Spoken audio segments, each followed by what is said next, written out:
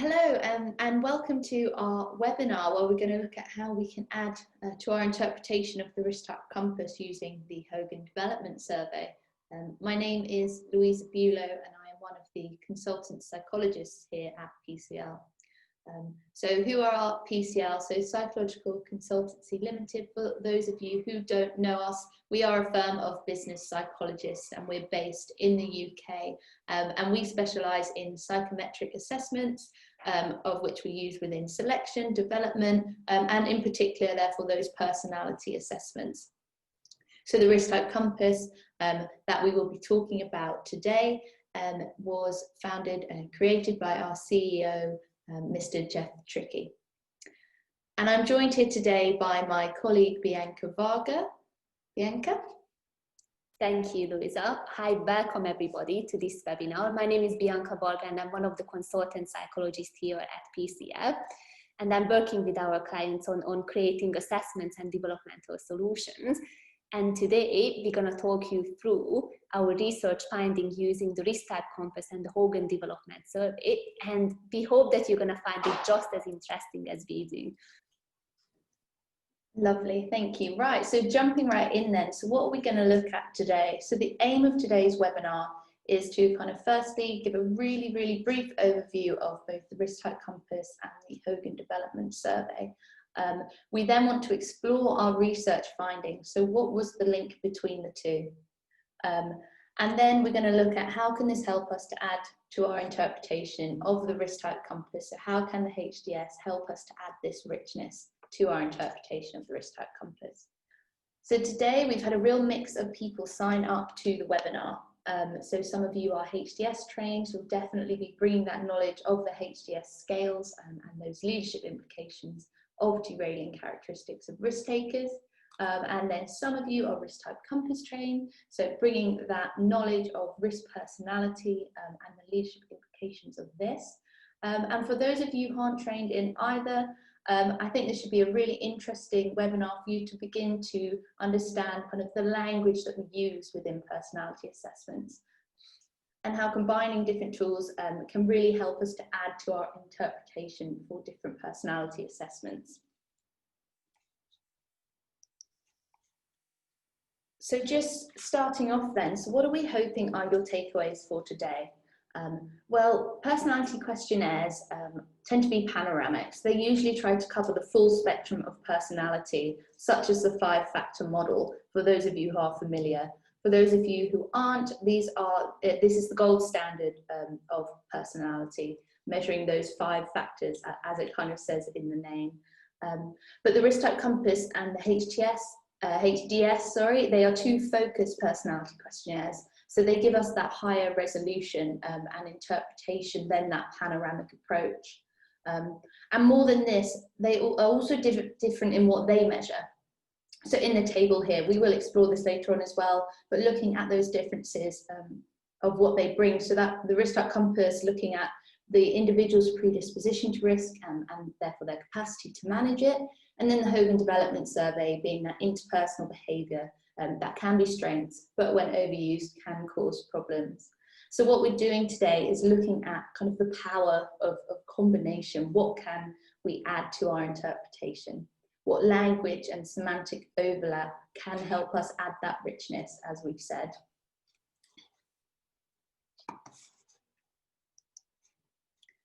So just starting off, and I just want to reiterate, this is a really brief overview of the Ristic Compass.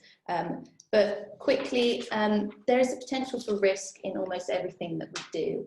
And there are many different factors that influence a person's readiness to take a risk at a particular moment in time. So the Ristic Compass is an online psychometric assessment that aims to capture the distinguishing ways in which we behave in risk-oriented situations. So it does this by assigning individuals to one of 8 different risk types based on personality, as you can see here on the compass. So the aim of the Ristic Compass is to accurately reflect the individual's unique predisposition towards risk. So the 8 risk types are on the outer edge of the compass in this graphic. Every risk type has similarities with its neighbouring risk type and has characteristics that are opposite to their facing risk types. So intense and wary being neighbouring, intense and composed being opposite.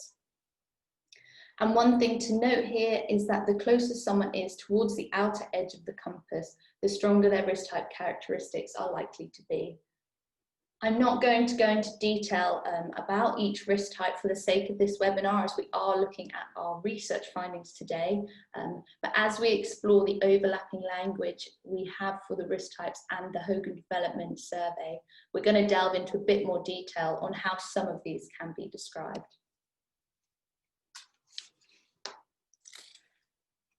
And then just quickly, the idea of today is that there will always be risk decisions that leaders will need to face. So organisations need to assess how managers and leaders will cope with risks in today's agile environment, and therefore fit them to a role that will suit their temperament and their personality. So as self-monitoring our behaviour is a vital part of understanding how we make these decisions, i.e. weighing up these costs and benefits, personality assessments form an important component of understanding ourselves. And this third bullet point here, so what we're saying is this is where the Hogan Development Survey can come in. What contributes to good or bad leadership performance? And that is where we're starting to see this overlap with the Risk Type Compass. What can the Hogan Development Survey add to that? And I'll pass you over to Bianca now just to do a quick overview of the Hogan Development Survey. Thank you, Louisa. The Hogan Development Survey, or the HDS for short, assesses 11 performance risks that interfere with a person's ability to build up relationships and create a high-performing team. However, it's very important to emphasize that this personality questionnaire, the HDS, picks up on characteristics that only manifest in situations where people are not actively managing their public image. So this might include situations with high stress and pressure, when we just don't necessarily have the psychological resources needed to pay attention how we come across to others, or it can happen when somebody becomes overly confident or overly comfortable with their position within an organization and they are not motivated anymore to actively manage their behavior. So in these circumstances, we are unable to regulate our behavior and start over-relying on these specific yet very flawed interpersonal strategies. To make it even more challenging, these behaviors can secure very short-term benefits, but always come at the expense of very, very significant kind of like long-term costs. For example, just to bring it to life to you, a leader who has a high score on the diligence scale indicates that they might start micromanaging others when put under pressure, getting obsessed with unrealistic standards or becoming inflexible and over-controlling. Now think about what might be the impact of this on the team. People start to feel a bit uninspired, which may escalate to a feeling of being undervalued or criticized unfairly and harshly on a regular basis. So after a while, this threatens the overall level of commitment and engagement within the team. So this is just one example to demonstrate how all of these strategies are detrimental in the long term when taken to extremes. So there is no time to discuss all the 11 scales as part of this webinar, but feel free to contact us after if you are interested in any of these tools that we are introducing today, and we would be happy to provide you with further information. But for now, I will keep it on the high level and show that the HDS scales fit within a larger kind of like 3-factor structure: moving away, moving against, and moving towards people. So these factors are very consistent with the themes described by an interpersonal theorist called Karen Horney that represent like higher order factors from a taxonomy of dysfunctional dispositions. But just to get into these factors a little bit and explain what do we mean by that. So the first 5 scales on the HDS, excitable, skeptical, cautious, reserved, and leisurely, belong to that moving away from people cluster. So this cluster is defined by feelings of insecurity and mistrust and hostility and social withdrawal. They try to maintain their distance from other people and even push others away as a method for dealing with their level of stress and anxiety, withdrawing from contact with others. So they can be quite alert for signs of criticism, rejection, betrayal, and are very keen to avoid any disappointments and embarrassments in their life. And as a result, they can get very easily upset and react emotionally to certain situations. So the next cluster that I'd like to just quickly talk about, the bold, mischievous, colorful, and imaginative scales, belong to that moving against people cluster. And with this one, it includes that social confidence, not necessarily paired with private confidence, but usually kind of like very socially skilled individuals, impulsive reactions, energy, competitiveness, and the talent for self-display. So as a response to stress, these are the type of people who are going to put on the boxing gloves and tend to overwhelm and dominate or intimidate or even manipulate others to get what they want. And the last cluster, which is going to include our diligent and dutiful scales, often called that moving towards type of reaction, consisting of conformity, obedience, and an eagerness to please other people. Individuals who have high score on diligent and or dutiful, they want to please figures of authority. And as a result, they have very high expectations for themselves and for other people around as well. They work very hard and pay attention to the details, follow all the rules and guidelines, and worry about making mistakes. So they usually want to minimize the threat of criticism by building alliances, seeking approval, and looking for that acceptance from other people. So this was just a very high-level summary of the HDS tool, which should be enough for you to understand and appreciate the research findings that we're going to introduce in the next couple of slides. Thanks, Bianca. Yeah, I'm going to pass it on to Louisa. And yeah, just to show you this table again, so we are looking at two unique measures of personality that bring something different to the table. So the Ristic Compass, 8 risk types. So the Ristic Compass being those 8 risk types, the Hogan Development Survey showing there's 11 flawed interpersonal styles. And as you can see from this table, they have got different characteristics. So as I've said kind of what they measured before, but the Ristic Compass is measuring those risk-relevant characteristics of the 5-factor model, whereas the Hogan Development Survey is looking at those characteristics outside of the 5-factor model. And then finally, the Ristic Compass measuring our strengths and our weaknesses relating to the perception of risk. And again, the Hogan Development Survey, as Bianca nicely kind of summarized, these are the personality-related risk factors and those blind spots that derail careers. So what's the kind of point of this webinar? It came from the research that we did here at PCL, just looking at the link between the two. So is there a link between the HDS and the Ristic Compass? And I think the first thing to say here is kind of looking at language. So language is used to kind of seek that shared meaning and insight.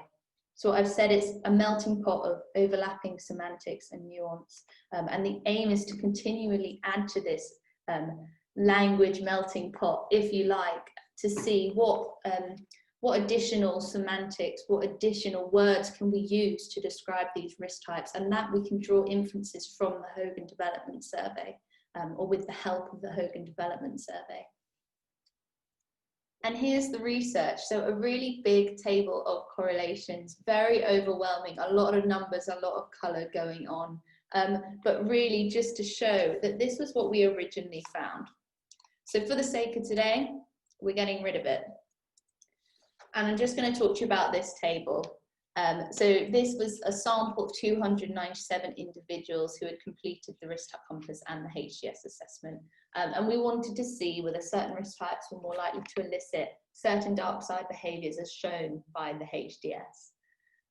So as you just saw, firstly, we looked at the correlations of the Ristic Compass scales and sub-themes and the 11 HDS scales. So all scales showed a significant correlation. What does that mean? Well, quite simply, a correlation is a level of overlap. So what we found from that table of correlations was that there was a degree of overlap between the scales of the Ristic Compass and the scales of the HDS. So this sparked an interest to look at the risk type level data. So this is what we have here. We can begin to start to see that overlapping language and use it in a practical way within our coaching and our feedback. So anyone who's overwhelmed, just quickly to read this table, you just take a risk type on the left, so for example, wary, and you start to look across to the right. So we can see where these strongest overlaps with the HDS are. So we can see that wary risk types are perhaps most likely to have higher scores on the HDS scale, skeptical, and more likely to have slightly lower scores perhaps on the mischievous scale from the HDS. So this allows us to start to look at that semantic overlap that this brings. We can perhaps question this more. Do wary risk types possess characteristics similar to that of the high skeptical on the HDS when they're under stress, when they're under pressure? So this is what we're going to look at today. And again, this table is available in our technical manual along with the correlations as well. And just quickly again to note that these HDS scales are allowing us to draw that inference for the interpretation of risk types. It's not a prediction that's going to happen every time, but it is able to add that language to the melting pot and help us to see what richness we can add when we look at different risk types. So then the point, so how can this help us add to our interpretation of the risk type compass?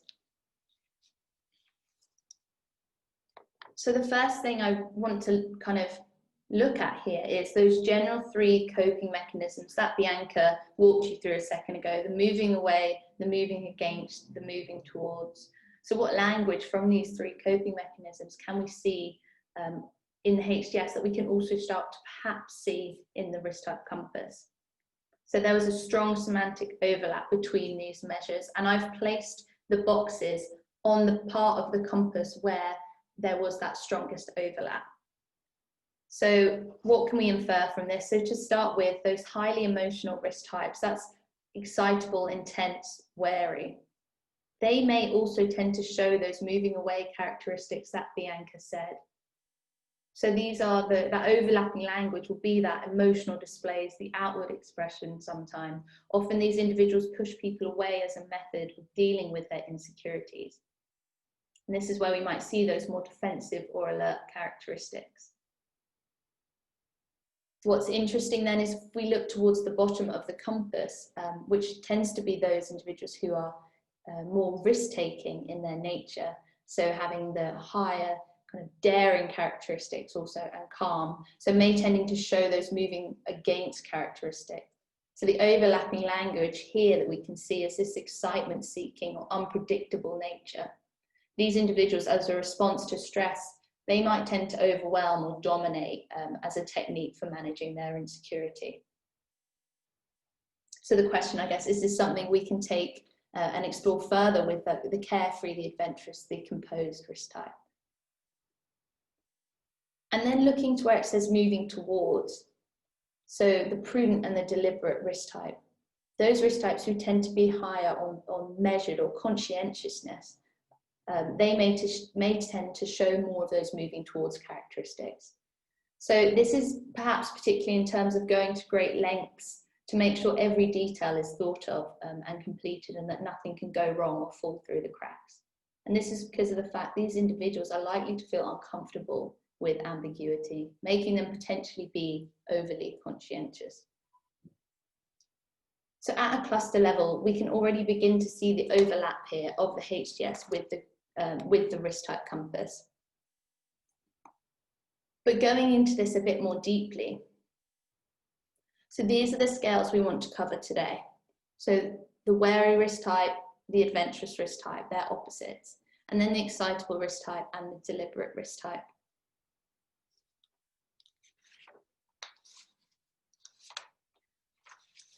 So starting here with the wary risk type. So these individuals are a combination of that intense risk type and that prudent risk type. Individuals who are both kind of emotional and measured. So what does this mean? These characteristics include being self-disciplined, being cautious and uneasy. They're organized and systematic, but they tend to be unadventurous. Their need for security ensures that all the bases are covered, but they never quite dispel misgivings that it may all go wrong. So they're very alert, they're keen to minimize risks and then often make sure that they are complying with rules and procedures. but sometimes it can be really difficult to reassure the wary risk type. They have a constant quest for certainty, which can sometimes delay their decision making. So looking here at the descriptors of the wary risk type, so why are some of them in red? Well, as I kind of alluded to on the table before, that these were the two HDS derailers that we saw a strong overlap in the language with the wary risk type. So what I've highlighted in red is what we're seeing in both descriptors. So descriptions from the HDS here on the right with skeptical and excitable. Please note there is an excitable HDS scale and an excitable risk type. And then on the left, the wary risk type. So these are our wary risk type descriptors that we do go through in the training. So what I've just managed to do is look at both of the language here, and already we're seeing perceptive coming, you know, in the skeptical, in the wary risk type, that shrewd side as well. Dwelling on past disappointments, perhaps, and being deeply emotional individuals. So this is what we can already see is overlapping. So I'm going to pass to Bianca now to kind of say, you know, what else can we add to the wary risk type having seen this, and what are the leadership implications of this? Thank you. So the research suggests that if you are a wary risk type, you are more likely to show derailing tendencies connected to the skeptical and excitable HDS scales. Using this information, this degree of overlap that Louisa was mentioning before between these two very powerful tools, how can we enrich our language when we have a leadership developmental session or a coaching discussion with somebody? So drawing from the information connected to the high skeptical on the HDS, we need to appreciate that this leader might have a true passion for understanding and real commitment to leave no stone unturned in their quest to acquire full understanding of any issues or any risks coming to their way. They can be quite alert, careful, observant, and this sensitivity can really help them see problems long before other people do. On the other hand, when they start questioning everyone about their decisions and actions and always ask for more evidence, they might end up alienating other people around them. And this can prevent kind of like these leaders from strengthening those key relationships that they need to lead their teams to success. So if you are constantly asking people for more evidence before you lend them your support, or if you frequently question their reasons for doing something, then you are exhibiting this symptom of distrust in people around you. And sometimes they can be quite anxious privately, like constantly scrutinizing themselves and other people around them for any errors and any mistakes happening, coming across as quite negative, and focusing a lot of energy on threats coming from the immediate environment. And finally, another topic that you can bring into the discussion and that you might want to uncover with this leader is the fact that they can be a bit too quick to judge and dismiss other people, even after one mistake. They are less likely to give second chances. And after they feel that somebody was betraying their trust or not performing according to their standards, they might find it almost impossible to restore the relationship after that negative experience. So moving on to that Excitable Hds scale, what further information we can pull out from our understanding of the excitable. So based on that, we might want to get into that topic with this leader, that they can invest a lot in people and projects, and they might have very high standards and expectations about what they want to achieve, because they do genuinely care. They do care about people, they do care about projects, and they feel things very deeply. However, this emotional investment can be a double-edged sword, as you can possibly assume, because these high expectations can lead to disappointments, often very visible type of disappointments if not fulfilled. As an outsider, you can observe a very visible mood drop happening when things go wrong with these type of leaders, which can be very demotivating for the team when working on a long-term project. These leaders might get very quickly frustrated and irritated when things don't go according to their plan, and see every mistake as a bit of a disaster. So they might overreact, and then when those emotional eruptions can happen. So these are some of the things that you might want to bring into the discussion when you are having that session with the very risk type, some of the topics that you can use to enrich your vocabulary and approaching this topic from a slightly different angle and perspective. Yeah, absolutely. And kind of then moving on, so the opposite of the wary risk type is the adventurous risk type. So these are the most risk tolerant, so these individuals tend to be uninhibited and fearless. They lack that anxiety. So they have that willingness to try things out. So with little concern about kind of challenging tradition or convention, So they're attracted by this excitement and novelty. So welcoming new ideas and experiences, they feel that nothing is impossible, and they therefore come across as very adaptable and self-assured individuals. So again, what can we see here? What can we see in the overlaps? So what was coming through here in the HDS was that the adventurous risk types are perhaps more likely to show those characteristics coming from the mischievous HDS scale, and also from the imaginative scale. And here again, just having highlighted things that we can see overlap. So that idea of being excited by novelty, with the imaginative derailer here from the HDS being open to new ideas as well. And then of course impulsive, perhaps in the mischievous HDS, and what we're seeing here in the adventurous risk type. And then there's that casual approach to rules, as I was saying. So the mischievous derailer, as I'm sure Bianca will go into now, perhaps showing these individuals are a bit more limit testing or happy to bend the rules. So again, we can start to see the semantic overlap here. So what else can we add? Thank you. Absolutely. Knowing this, how can we layer our interpretation of the adventurous risk type? What might be some of the topics that we can bring in to discuss leadership blind spots? So from the mischievous HDS scale, these individuals might come across as very charming, very socially skilled, and they also have very interesting unconventional solutions and ideas to problems. So these are all the positives, but when you put them under pressure, some of the negative can manifest themselves, and that includes like a very generous approach to rules and regulations.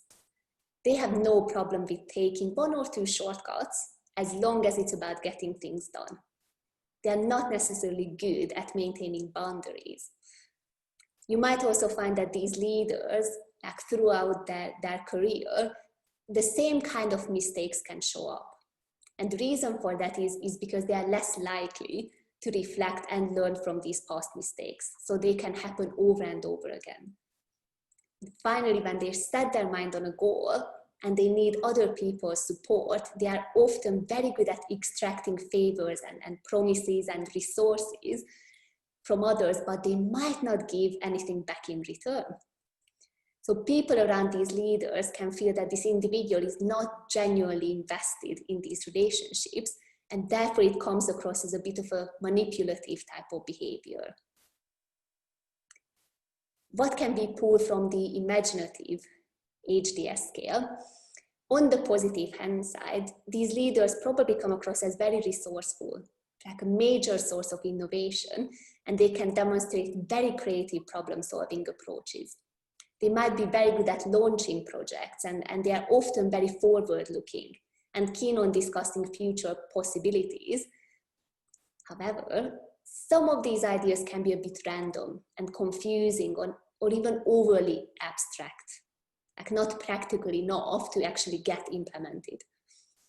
They might also be struggling with prioritizing tasks and ideas, as they believe that each and every idea is equally important.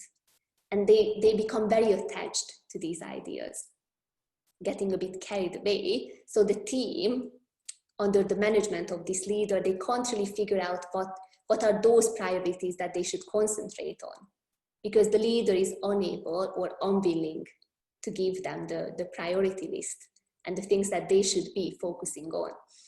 And also they can get quite obsessed with rethinking the way things are commonly done, as they strongly believe that they need to be unique in order to achieve great success.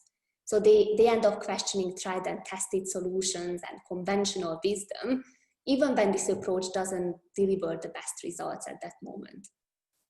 So again, these are some of the things that you can bring in to enrich that discussion with an adventurous risk type leader. Thanks, Bianca. And I think here something that I would just bring in, I said before, these are opposite risk types. They often have reverse characteristics. And with an abundance of arrows that I'm just going to ping up now, you can, have I got one more? Yeah, you can start to see this. So whereas a wary risk type perhaps more cautious, the adventurous risk type, they like that novelty, they're excited by it. I won't go through all of them, but you can start to see here the different characteristics that just the risk types alone from their descriptors have. So when we actually then look at what that table we showed you was showing as well, we can actually see perhaps the wary risk types, they were more likely to show skeptical characteristics, excitable characteristics, diligent and cautious as well, but less likely to show mischievous characteristics. But what we saw on the adventurous side was they were more likely to show those mischievous characteristics, as well as being imaginative and perhaps also colourful, but less likely to show that cautious and diligent characteristics. So they're just again showing that those opposite risk types sometimes do have those opposite characteristics or reverse characteristics, as I've put. And this kind of ties in nicely to what the risk type compass is measuring. So from wary to adventurous is a line that's invisible here, but if I literally drew on from wary to adventurous, this would be the risk tolerance index. So this is the overall resolution of our aligned scores for the emotional and the cognitive components of risk disposition. Don't worry about that, it's essentially our appetite for risk. And here, is there a potential to add that further interpretation then? So I've drawn in the RTIs, it's also called the risk tolerance index. Those more towards wary are more likely to, or are more risk averse, sorry. Those more towards adventurous, they're more risk taking.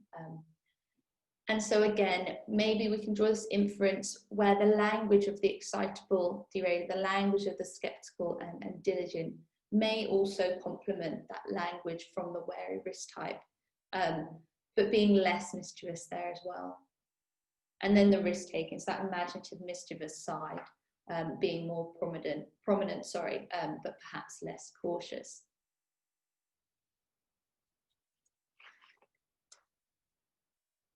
So we said we'd talk about 4 risk types, so we're going to do 2 more. So the excitable risk type to start with.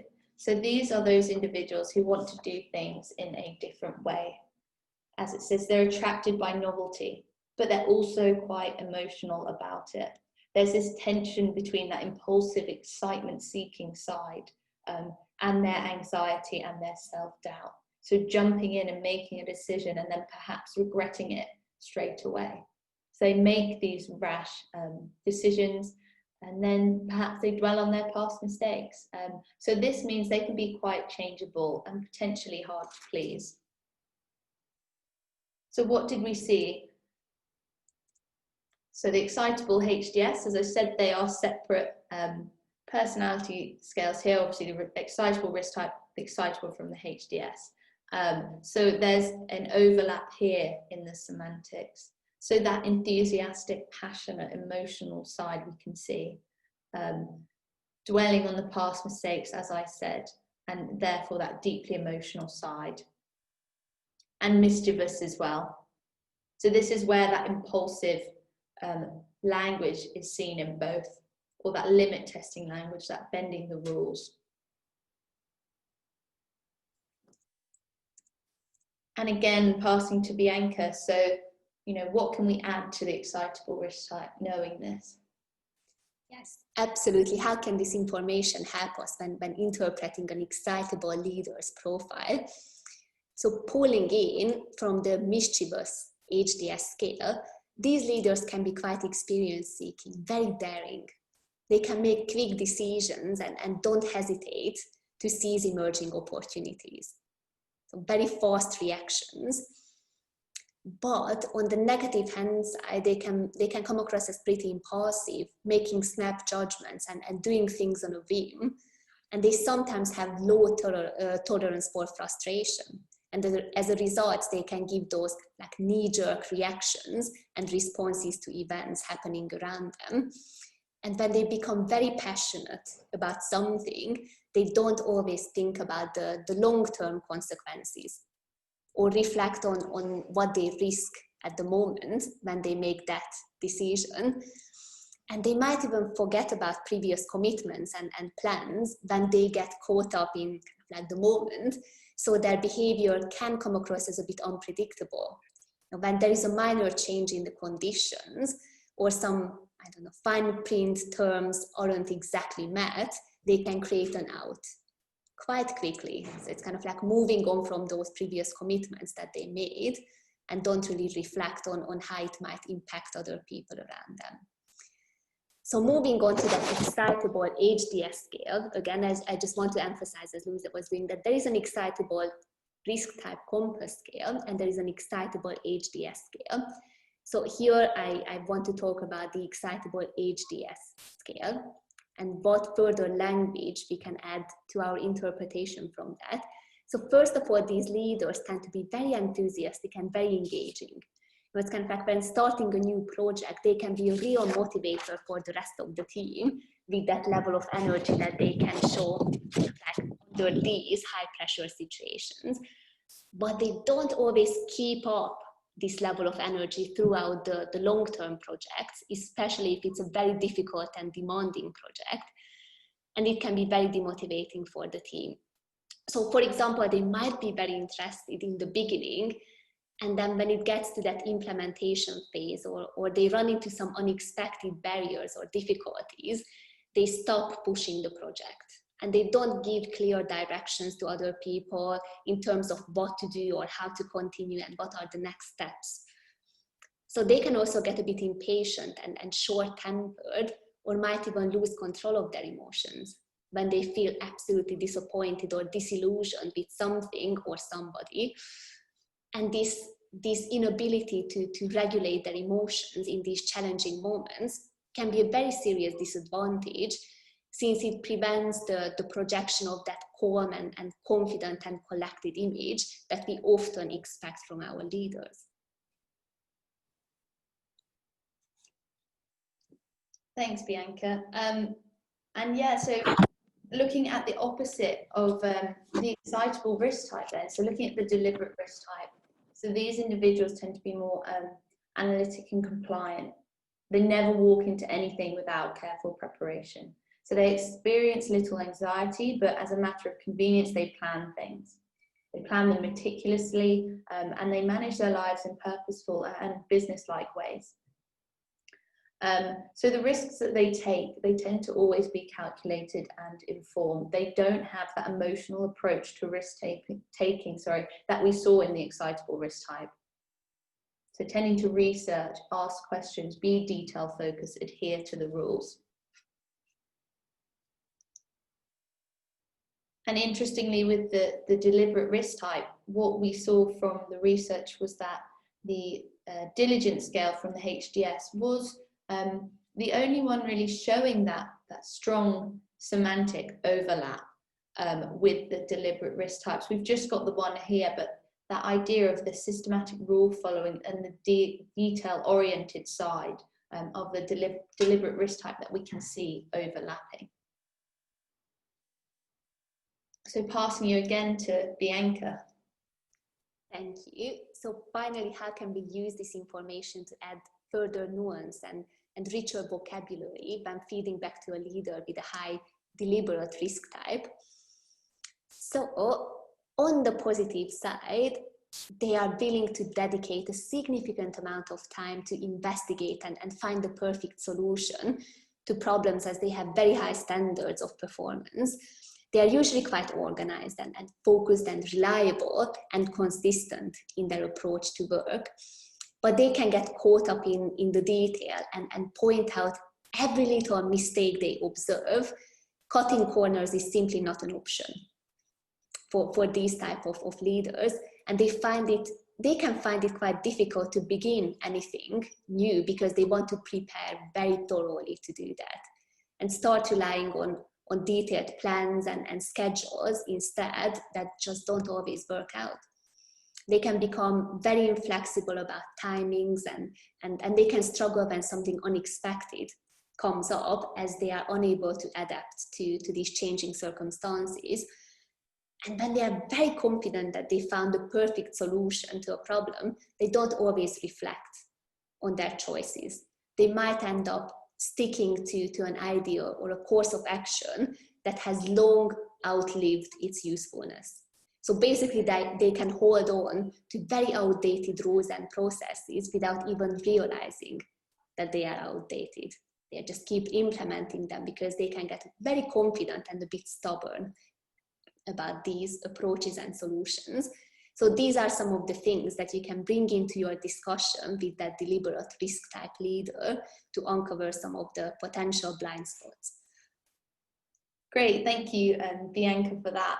So again, here with my abundance of arrows, just demonstrating that the opposite risk types, again, often share those reverse characteristics. So another example, the excitable risk type seeking that variety and novelty, but deliberate risk type seeking a lot of information that interests them to kind of give them that planned, systematic approach to risk.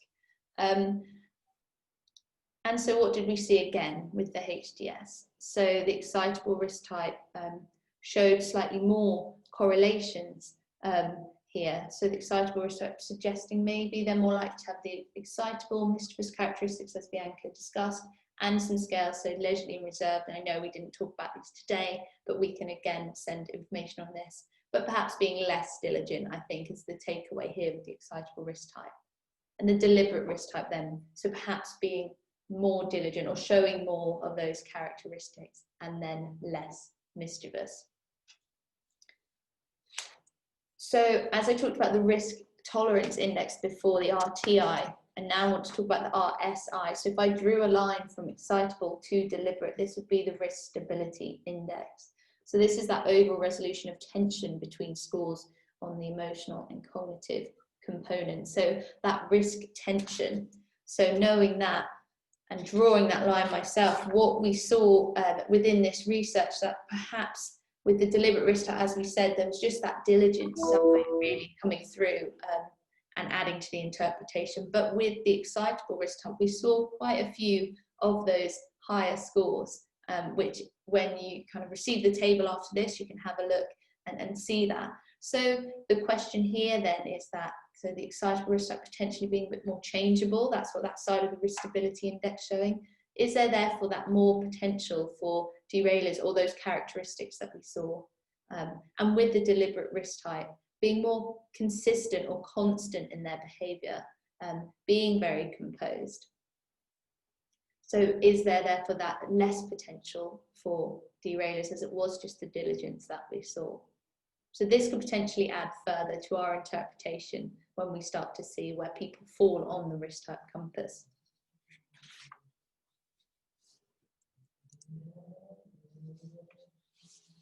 And I think here the conclusion of today, of this session, is that there is this power of the combination. So as I was saying before, there's risk in every decision we make, especially for leaders, you know, under current circumstances, but for a day-to-day as well, leaders make those decisions, those risk decisions.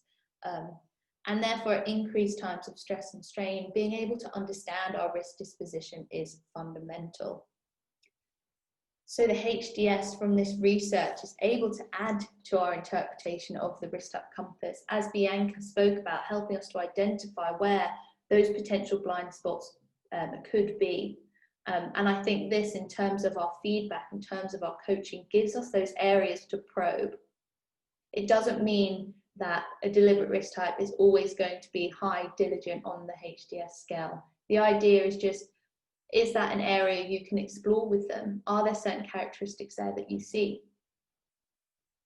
And the idea that understanding these blind spots gives leaders the leverage and the influence that they should have when leading a team. That idea of that Bianca was saying at the beginning with the HDS, when we kind of self-monitor our behaviours, this can be really beneficial. And Bianca, I don't know if you wanted to add something there. No, absolutely. I think the only other point here, it's all about the self-awareness when you're discussing these blind spots with the leaders. And yeah, the more richer the language that you are using, the more examples you can bring in terms of actual behaviors that they might manifest when they don't pay attention how they come across to other people, the more you can get out from that feedback or coaching session with that certain leader. And that's what we wanted to achieve here. And hopefully we were giving you some ideas that you can discuss next time when you're using any of these tools. Yeah, thank you. So yeah, just adding to that language melting pot as we spoke about. So hopefully, whether you are Ristic Compass trained, whether you are HDS trained, or if you are neither, I hope that there was something you could take away from that, and the kind of value of semantics and the language in personality assessment.